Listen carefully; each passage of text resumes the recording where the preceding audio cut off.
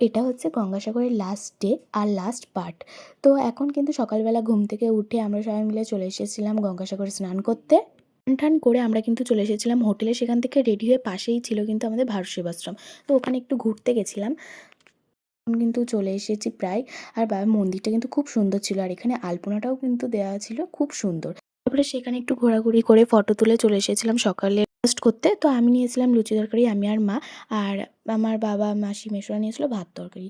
তো যাই হোক, তারপরে টোটো করে কিন্তু চলে এসেছিলাম লঞ্চ ঘাটে। তো এখানে এসে কিন্তু আমরা অপেক্ষা করছিলাম লঞ্চের জন্য, যেহেতু ৮ ঘন্টা বাদে আমাদের লঞ্চ। আর তারপরে কিন্তু আমরা উঠে গেছিলাম লঞ্চে। আর এখন কিন্তু লঞ্চ ছেড়ে দিয়েছে। এখান থেকে আমরা চলে গেছিলাম নামখানা। তো ওখানে যেতে ওই ১ ঘন্টা মতো লাগে লঞ্চে। এদিকে দেখো বাইরের দৃশ্যটা দেখতে খুব সুন্দর লাগছিল। পাখিরা উড়ে যাচ্ছিল, যেগুলো দেখতে খুব সুন্দর লাগছিল। তারপরে কিন্তু আমি বাইরে এসেছিলাম। তো বাইরে থেকে দেখতে কিন্তু আরও সুন্দর লাগছিল।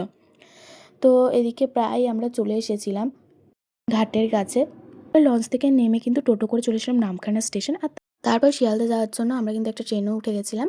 শিয়ালদা থেকে নেমে আমাদের কিন্তু আরেকটা ট্রেন ধরতে হবে, যেটা হচ্ছে মধ্যমগ্রামের জন্য। আর ভিডিও করা হয়নি। তারপরে বাড়ি চলে এসেছিলাম। তো আজকের মতন এই পর্যন্ত। বাই।